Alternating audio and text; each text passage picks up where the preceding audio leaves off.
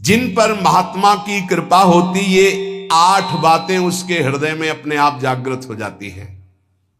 देख लो, 8 बातें उसके हृदय में अपने आप जागृत हो जाती, जिस पर संत की कृपा होती। पूज्य बाबा कहते हैं, पहला, नाम जप, नाम कीर्तन और लीला गायन, इन 3 का उसको व्यसन हो जाता है, नशा हो जाता है। ये 8 बातें महात्मा के कृपा पात्र में जागृत हो जाती है। नाम जप, नाम कीर्तन और प्रभु की लीला गायन का नशा हो जाना। कीर्तन हो रहा है तो शकील के बैठ गए, थोड़ा 5 मिनट हमको भी गाने, राधा राधा, भगवत चर्चा हो रही, अरे यहां कथा हो रही, और बैठ गए 10 मिनट। नशा है ये, हमारे आपको नहीं, सनकादि के लिए भी कहा गया, आशा व्यसन वसन याति नहीं, रघुपति चरित होए ता सुनहि। हनुमान जी को बड़ा नशा है। यत्र यत्र रघुनाथ कीर्तनम तत्र तत्र कृतमस्त कांजलम वाष्पवारि परिपूर्ण लोचनम। आश्रु बहाते हुए नाम कीर्तन सुनना, नाम कथा, लीला कथा, ये श्रवण करना। पहला, साधु कृपा पात्र में नाम जप, नाम कीर्तन और लीला गायन का नशा हो जाएगा। दूसरा, उसको साधु के दर्शन से ऐसा सुख होगा जैसे अपने प्रिय रिश्ते नातेदारों को अच्छा, आओ आओ आओ आओ, हृदय एकदम मालादित हो गया। साधु महात्मा से जब बिछुड़ने का समय आता है तो ऐसा लगता है हमारे प्राण छूट रहे हैं। ऐसा बिछुरत एक प्राण हरि ले, ये साधु कृपा पात्र में होगा। संत को आओ आओ, आज तो हमारे अहो भाग्य, जो प्रभु मोहि अनुग्रह की ना, तो तुम आय दरस हट देना। पहला, नाम जप कीर्तन और लीला गुणा गान का व्यसन। दूसरा, साधु दर्शन, साधु सेवन, ऐसा जैसे प्रिय रिश्तेदार, प्रिय नातेदार, ऐसा होना चाहिए। कई चरित्रों में पढ़ा है कि भगत की पत्नी जब संतों का मंडल आया तो उनके लिए बहुत ही ऐसे खिचड़ी आदि रूखा सूखा बना, और जब उनके भाई आए तो खीर पुआ पूरी सब व्यवस्था। जो लाल स्वामी जी के भी चरित्र में यही पढ़ा है, वो अंदर घर में गए, कहा कि बहुत खुशबूदार ये सब भोग पदार्थ बने, और संत मंडली में तो खिचड़ी परोसी जा रही। तो उनका वो संत है, ये हमारे भाई हैं आए, मतलब उनके साले। अच्छा, तुम्हारे भाई, और ये हमारे रिश्तेदार हैं, हमारे प्रभु के जन पार्षद हैं। सब खीर पुआ उनको परोसा, खिचड़ी उठा के लाए, उनके भाई को पकाया। ये तुम्हारे रिश्तेदार के लिए, ये हमारे रिश्तेदार के लिए। हरिराम व्यास जी, मलाई गिर गई दूध के साथ उनकी कटोरे में, और संतों में दूध परोसा है। हाँ, ये शरीर तुम्हारा पति है ना, इसलिए सभा में ही कह दिया, जाओ मैं आज से तुम्हारा त्याग करता हूं। तुमने हमारे संतों के साथ भेद किया, हमारे आगे मलाई गिरा, क्योंकि शरीर तुम्हारा पति है ना, इसलिए। जबकि ऐसा नहीं, स्वाभाविक ऐसा हुआ था। जब बहुत प्रार्थना की, कई दिन व्यतीत हो गए सेवा से बिलक, तब संतों के बीच में कहा कि अपने आभूषण बेच करके संत सेवा करें तो हम स्वीकार करें। संत ऐसे प्रिय लगे जैसे कोई सगा सनेही रिश्ता नाता जिनसे जुड़ा है, उनको देख और खूब उनके प्रति भाव, इस महात्मा की कृपा। तीसरा, सांसारिक चर्चा करने में बिल्कुल अरुचि होना। चौथा, महात्मा का कृपा पात्र कभी किसी की निंदा ना कर सकता है ना सुन सकता है। पांचवा, महात्मा का कृपा पात्र कभी प्रणाम नमस्कार न स्वीकार करता है किसी के, कोई जैसे कर रहा है तो स्वयं स्वीकार नहीं करता, और दूसरों को भरपूर सम्मान देता है। स्वयं अमानी रहकर दूसरों को मान, वो किसी का मान सम्मान स्वीकार नहीं करता और दूसरों को मान सम्मान करता है। छठा, किसी का चित्त दुखे ऐसा संवाद नहीं, किसी का चित्त दुखे ऐसी कोई क्रिया नहीं, और कोई किसी संवाद या क्रिया से उसको दुख पहुंचावे तो उसका चित्त दुखे ऐसी स्थिति नहीं। सातवां, यदि उसको कोई पद या उपाधि दी जाए तो विष्ठा के समान उसको त्याग देगा महात्मा का कृपा पात्र। कोई पद या उपाधि दी जाए तो विष्ठा जैसे त्याज्य होता है। विष्ठा त्याज्य का मतलब विष्ठा त्यागने के बाद किसी को गर्व नहीं होता है। मलवत त्याग भोगों का, पद प्रतिष्ठा का।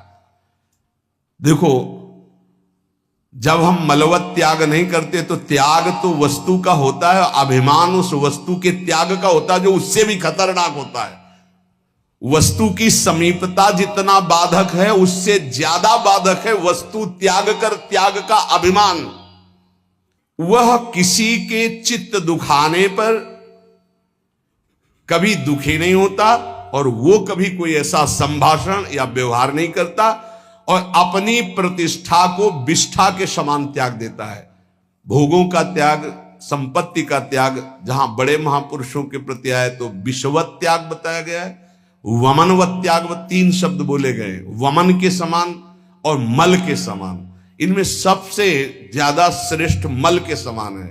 उसका ध्यान ही नहीं है, कोई उसको ऐसे उसका स्मरण ही नहीं। मलवत त्याग मतलब उस त्याग की स्मृति भी नहीं रह गई, उसे त्याग कहते हैं।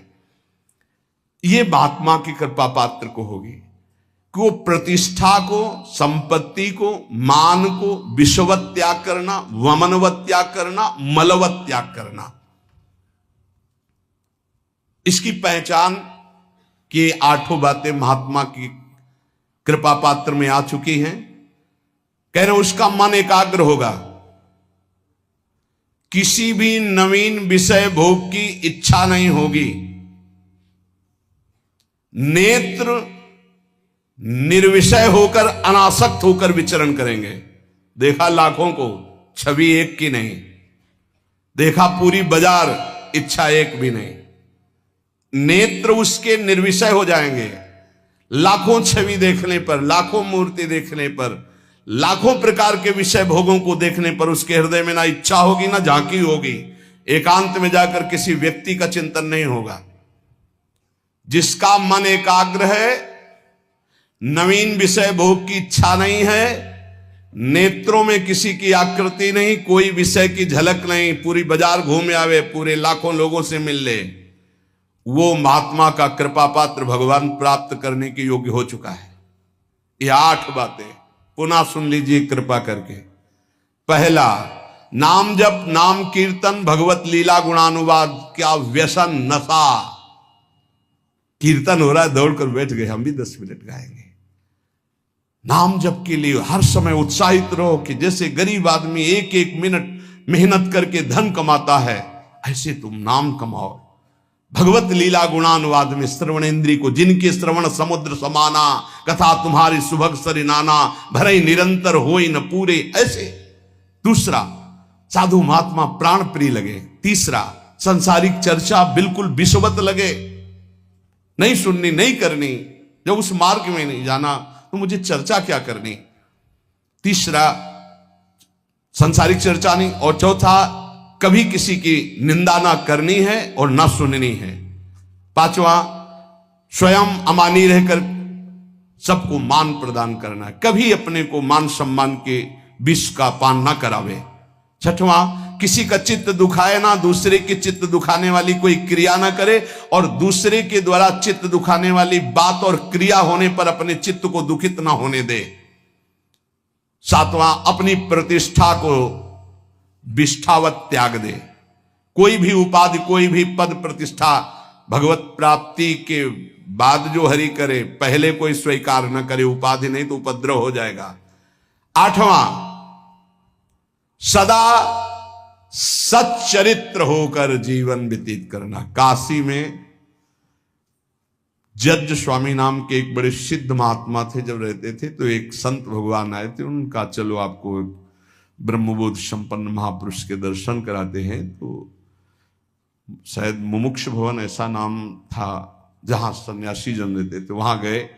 स्वामी जी एकदम वयोवृद्ध, अस्थिमात्र हुए रहे शरीरा, नजदीक गए तो जैसे एक उन्माद अवस्था को प्राप्त होते हैं वैसी स्थिति थी।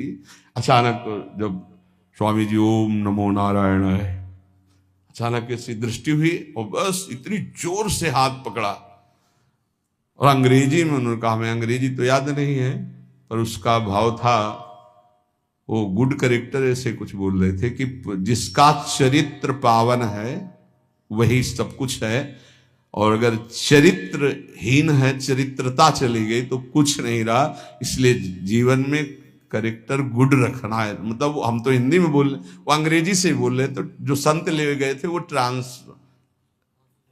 ट्रांसलेटर, हाँ हमको वो ये भी अंग्रेजी का है ना, इसलिए रुक गए।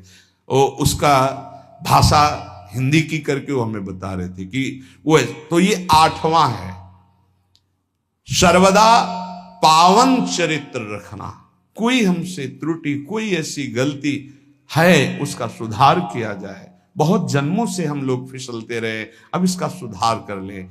ये सत्संग केवल भगवत प्राप्ति के लिए होता है।